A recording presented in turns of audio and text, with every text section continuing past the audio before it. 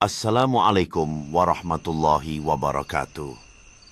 Hai teman-teman semua, selamat datang di channel Cerita Tiang Mistik, tempat cerita misteri dan horor paling menegangkan. Siapkan nyali kalian, karena malam ini kita akan membahas kisah mengerikan dari sebuah desa angker yang tersembunyi di balik lebatnya hutan Sumatera.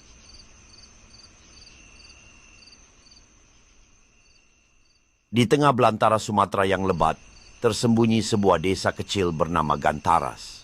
Desa ini tak ada dalam peta resmi dan hanya dikenal lewat bisik-bisik penduduk desa lain.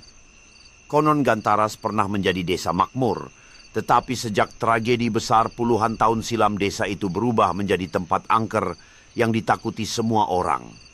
Setiap malam terutama selepas maghrib suara jeritan dan tawa mengerikan terdengar dari balik pepohonan yang membatasi wilayah desa itu. Suatu malam seorang pemuda bernama Arif penasaran tentang kebenaran di balik desa Gantaras. Dia berdiri di tepi hutan, mendengarkan suara-suara yang mengerikan, namun ada dorongan kuat dalam dirinya untuk menjelajahi tempat itu. Teman-temannya memperingatkannya, tetapi rasa ingin tahunya tak terbendung.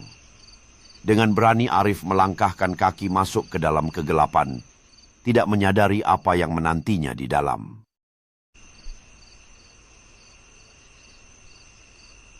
Dahulu warga Gantaras dikenal sebagai petani kopi yang ramah. Namun keserakahan kepala desa saat itu membuatnya mengorbankan seluruh penduduk dalam sebuah ritual pemanggilan kekuatan gaib untuk kekayaan. Ritual itu gagal, dan desa itu dikutuk menjadi wilayah terlarang bagi orang luar.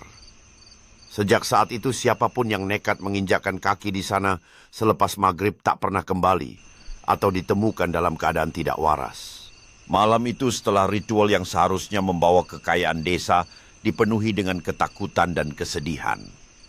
Banyak penduduk menatap ke hutan terlarang dengan penuh rasa takut mengetahui bahwa siapapun yang memasuki wilayah itu selepas maghrib tidak akan pernah kembali. Waktu berlalu dan desa Gantaras menjadi legenda yang menakutkan, di mana kisah tentang mereka yang hilang terus diceritakan dari generasi ke generasi. Para penduduk yang tersisa berusaha bertahan, tetapi terperangkap dalam kutukan hidup, dalam ketakutan akan kegelapan hutan yang mengintai.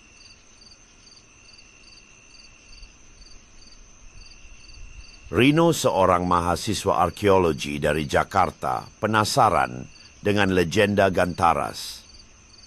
Ia dan 3 temannya memutuskan melakukan ekspedisi kecil-kecilan untuk membuktikan apakah cerita itu nyata atau hanya mitos belaka. Mereka masuk ke desa itu sebelum sore membawa kamera peta kuno dan perlengkapan kemah. Suasana desa tampak biasa di siang hari, walau terasa hampa dan dingin meski matahari bersinar terang. Mereka mendirikan tenda di dekat reruntuhan kuno, dikelilingi pepohonan rimbun dan sisa-sisa bangunan batu tua, menunjukkan kegembiraan dan tekad mereka saat bersiap untuk petualangan. Dalam perjalanan, Rino menemukan sebuah artefak tua yang tergeletak di tanah sementara teman-temannya berkumpul di sekitarnya dengan wajah penuh rasa ingin tahu dan antisipasi.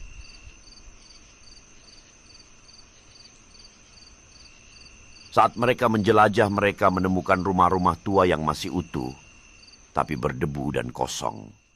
Tidak ada satupun binatang atau serangga terdengar. Yang paling aneh, di tengah desa berdiri pohon besar yang daunnya tidak bergerak meskipun angin cukup kencang.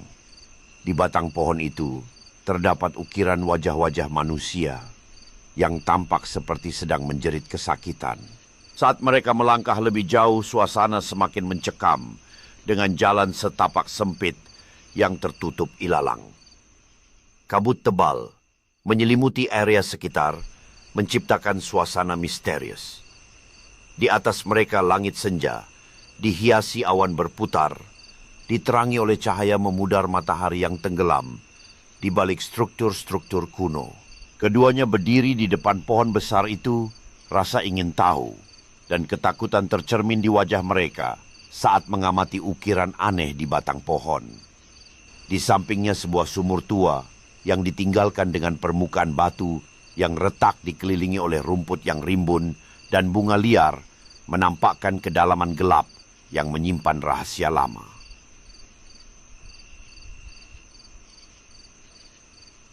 Ketika matahari mulai tenggelam, suasana berubah drastis.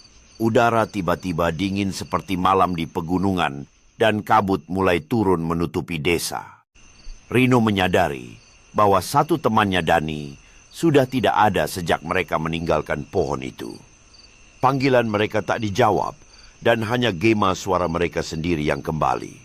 Rino berdiri di pinggir desa yang berkabut, ekspresinya campur aduk antara khawatir dan bingung saat ia memanggil Dani.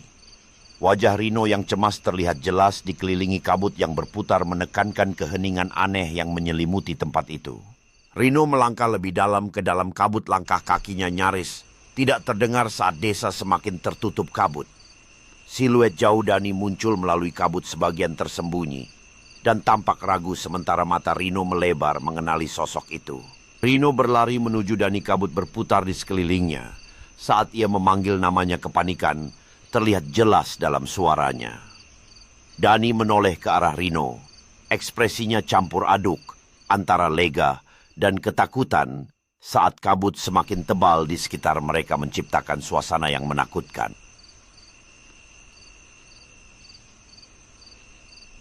Mereka memutuskan mencari Dani sambil terus menyalakan lampu senter. Namun lampu senter mereka berkedip-kedip dan mulai mati satu persatu. Dari kejauhan terdengar suara langkah kaki yang berat dan tertatih seperti seseorang yang diseret. Mereka bersembunyi di balik rumah. Tapi bayangan hitam setinggi 2 meter berdiri diam, hanya beberapa meter dari mereka. Ketika suara langkah semakin dekat, ketegangan meningkat, dan mereka berbisik satu sama lain mengatur rencana untuk melarikan diri. Bayangan itu tampak bergerak perlahan, seolah-olah sedang mencari sesuatu di sekitar mereka. Dalam ketakutan mereka memutuskan untuk bersatu, dan bergerak ke arah yang berlawanan, melangkah perlahan-lahan, agar tidak terdengar. Suara misterius itu semakin jelas, dan mereka bisa merasakan nafsu kehadiran gelap yang mengintai di belakang mereka. Dengan hati-hati mereka mengambil langkah demi langkah, berharap bayangan itu tidak menyadari kehadiran mereka. Namun saat mereka berputar untuk melarikan diri, tiba-tiba suara langkah kaki berhenti, dan suasana menjadi mencekam.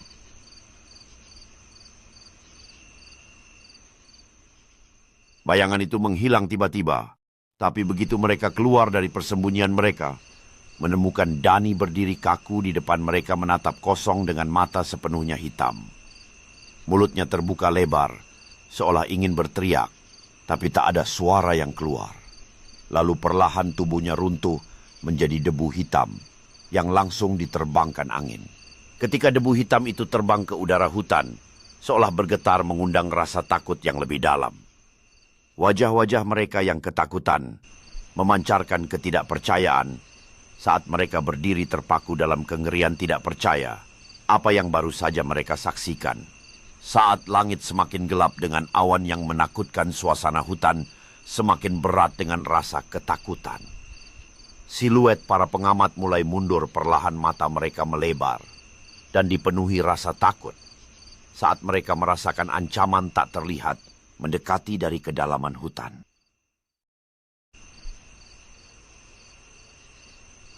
Panik dan ketakutan mereka mencoba lari ke arah hutan untuk keluar dari desa.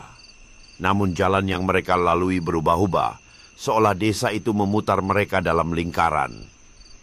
Rino melihat jam tangannya, dan anehnya jarum jam tak bergerak sejak matahari terbenam.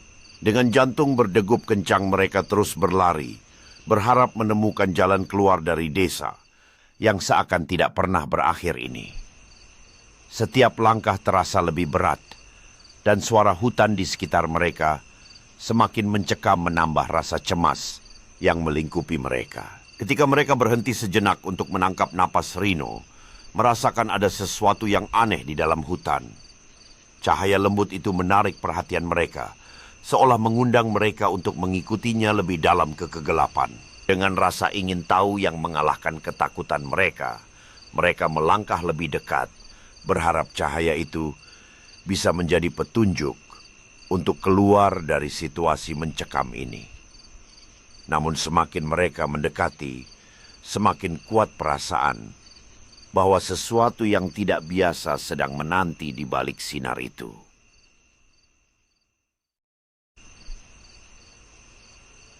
Akhirnya, hanya Rino yang berhasil keluar dari desa itu di pagi hari. Ia ditemukan warga dalam keadaan linglung di tepi hutan. Meski selamat, Rino tak pernah bisa berbicara lagi.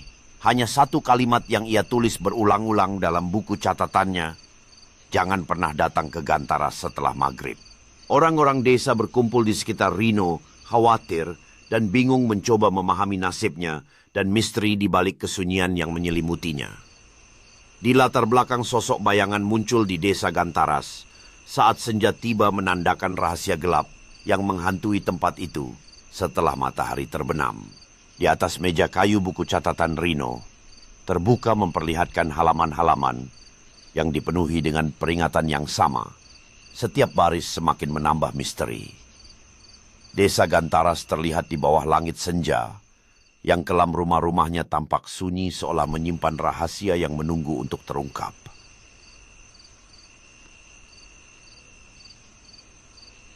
Terima kasih sudah menonton sampai akhir. Jangan lupa like, komen, dan subscribe agar kamu nggak ketinggalan cerita horor berikutnya. Sampai jumpa di video selanjutnya. Wassalamualaikum warahmatullahi wabarakatuh.